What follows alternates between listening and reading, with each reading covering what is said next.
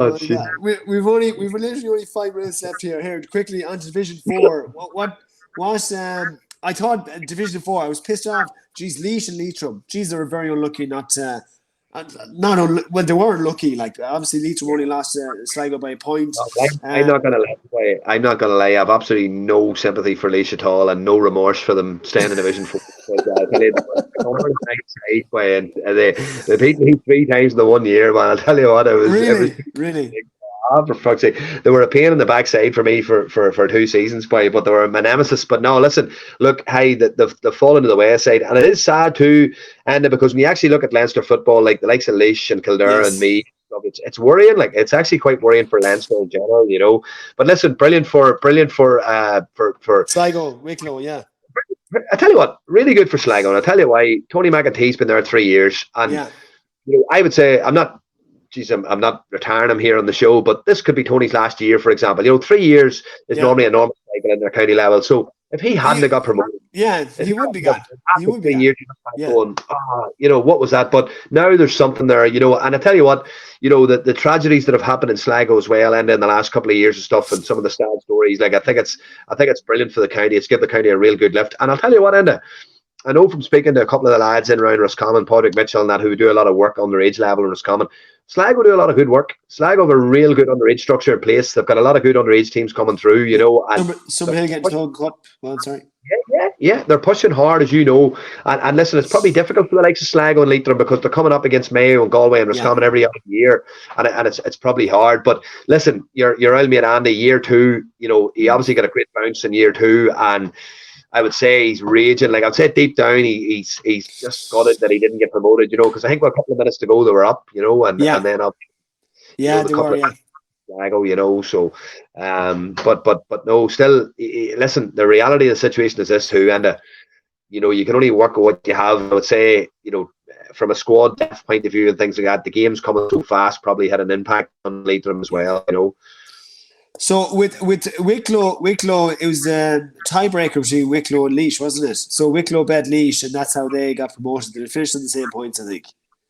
Yeah, well, that was a horrific result for Laois. Like Laois were cruising that night, absolutely cruising that night. Like, you know, I don't agree with the head-to-head end. I don't agree with the head-to-head. You know, I was in the tail end of a bad one in 2019, like relegated with superior score difference to 3 teams above us. Like, there's 3 teams above us, superior score difference, and we get relegated in the head-to-head. You know, because of a game we'd lost, and it is. I think it's slightly unfair because you're not being rewarded over the course of 7 games. You're being rewarded for a one-off game. You know, I don't think it's a particularly nice rule. I don't think it's a particularly nice rule. But for me, on Saturday, I just feel that sort of winter type football probably suited Wicklow. You know, a couple of games on Ockram and heavy pitch stuff. I think Sligo have better forwards, and you know, I feel that Tony McEntee in the year 3 probably has a far better idea of strengths are and where his weaknesses lie in comparison to Oisín.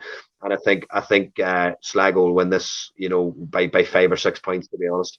I think so too. I'm going for Sligo as well here, to be honest with you. I think it's not a harsh analysis in terms of saying Tony probably would have been like, I suppose if you're a manager yourself after 3 years, if you didn't get promoted, or if you don't see any progress, you know, as you said, there is a natural life cycle. This is not a dig at Tony here at all, like, but there is a natural life cycle to management setups, like, and players need a fresh voice. Maybe you need to step away as well. Particularly in Division 4, because I think the standard in Division 4 this year now has dropped a little bit. There's no standout. We said this at the start. I said this at the start of the season. We struggle to sort of pick 2 teams because there's no standout team. You know, in Division 4 every year a team comes down. There's a standout team that normally wins 6 or 7 out of 7. Didn't really happen this year. You know, obviously Sligo became the standout team, but Sligo have had 3 years now in Division 4, so it was obviously a crucial time for them to get promoted. You know. Yeah, no, big time. No, I suppose the 4, like, it was Sligo, Wicklow, Laois and Leitrim. They're the 4 kind of teams battling out. The other, obviously, Waterford, London, and your old team, Carlow. They're kind of in the doldrums now, and look at anything, you know, your underage structure. I'll tell you what a big issue is in Carlow, and it's probably an issue in a lot of counties, and people probably put a value on this.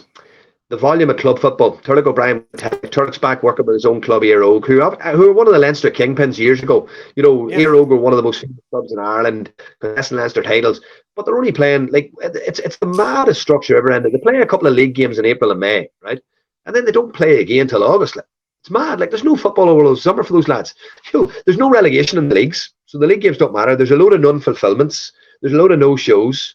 So players aren't being exposed to football. I take my own kind of here down, and I've always said it. Down leagues have one of the best structures in Ireland, right? We play every Friday night. We play 18 league games from the middle of April right through to the middle of August. Club footballers play every single Friday night, and it's brilliant. There's 700 lads getting football every Friday night, you know, on a regular basis, and it's critical. It's absolutely critical for the development of any county. There's the lads in Carlow, for example, will not play, and then they'll play a championship round robin where they'll play one championship game every 3 weeks or something, and it must be wild frustrating, like, you know, wild frustrating. Like, so, and if it's like Wexford, you know, Wexford with the hurling and the football championship, if you're not growing the game at club level, what chance have you got at county level? You have to grow the game at club level, at county level. You know, that's mental. That's what you said there about Carlow club football. That's mental to me in terms of how he's supposed to.